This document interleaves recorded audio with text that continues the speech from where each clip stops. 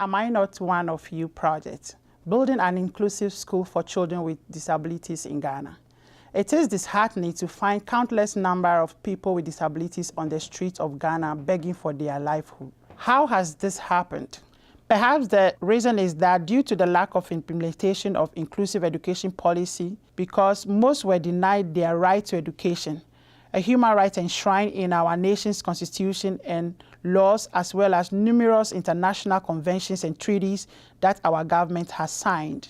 Without access to school, without full participation and belonging, children with disabilities are not able to realize their full human potentials. They grow up without the knowledge and skills needed to join the workforce, become entrepreneurs, pay taxes, and contribute to the nation's development. Too many end up being poor, a burden to their families and society, and development is retarded. Disability is a taboo word, and nobody wants to hear it in my culture. To have a child with disability is more than a trauma for especially the mother, and let alone if she insists to have the child in school and to make sure that the child must be included in the school system. It is not easy to be a person with disability in Ghana due to the cultural stigma, lack of policy implementation, and negative attitudes towards people with disabilities. This is consistent with what Agbenyega advocate said, that negative attitudes and persistent low record for students with disability poses a serious barrier to social and educational inclusion in Ghana. In some parts of the country, when a child is born with a disability, the family is greatly affected. Children with disabilities are viewed as spirit children, evil, cursed, useless, and non-human. Although people in Ghana do not talk about it, and despite the laws around human rights, parents will often secretly allow or facilitate the death of their child because they don't want any shame. When misfortune befalls a family, the child with disability is blamed. Even once the child is born, the family assumes misfortune will follow. Another reason people with disabilities are discarded by the community. Regardless of the existing inclusive education policy in Ghana, children with physical, cognitive, and developmental disabilities or emotional disturbance are not a priority when plans are made for school physical structures, school curriculum, teaching and learning materials, and assessment.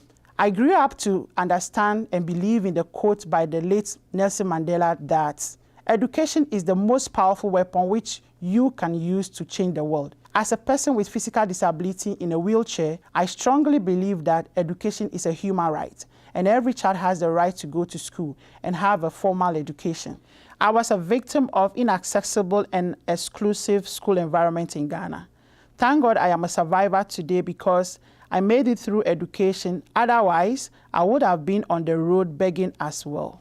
I am not exaggerating this. This is something I went through myself. Before polio affected me, I walked, jumped, and ran for 8 years. I was once an outcast because my own father ran away from my mother with a letter on the table for her. In his letter, he said, "I can't live with this thing." Who was that? It was me.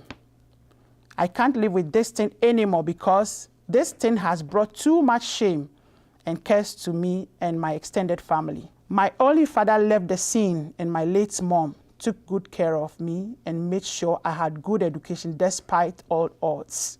During the process of schooling, I encountered so many obstacles and barriers which excluded me from the school system. A typical one that left an indelible mark in my mind was how I used to urinate in a container beside me in the classroom just because the urinal was far too long and was not accessible. This has not changed in the life of other children with disabilities who are in the school presently. Some of them are not able to urinate in the container in class because of shame, disgrace, and hygienic reasons. Hence, they hold the urine in the whole day, or some of them refuse to drink water the whole day in school, which is very mind-boggling and has complex health issues. Even as a doctoral student here in Vermont, I still never sit at the front of the class. The experience has stayed with me. Even though EEPD Africa has tried retrofitting government schools in the community to make them accessible as sample schools for the government to replicate, we realize the government will never do this in the life of children with disabilities. We did so many advocacy campaigns drawing the government attention to the realities on the ground about how these children are consciously and unconsciously denied the right to education. This is why we think we need to make the change we want by building the school practically to accept every child of all ability. My goal is to build the first accessible school in Ghana. This inclusive school building project seeks to address all these issues of exclusion of people with disabilities in the Nsawam-Adregye community. We acquired a 20-acre land from the community, which is very promising. It is our vision to build this school which welcomes every child in our school, especially children with disabilities. This school will be using the universal design principles, which is a pedagogical approach that makes information accessible for students with diverse learning needs. The UDL framework ensures that students have multiple pathways to learn information. A UDL school serves all abilities. To that end, Enlightening and Empowering People with Disabilities in Africa is committed to meeting the requirements of a universally designed school in Ghana. And with your help, we can meet that goal. We ask that you join us in this effort by visiting the link on the screen and donating to Am I Not One of You project to build the first inclusive school for children with disabilities in Ghana.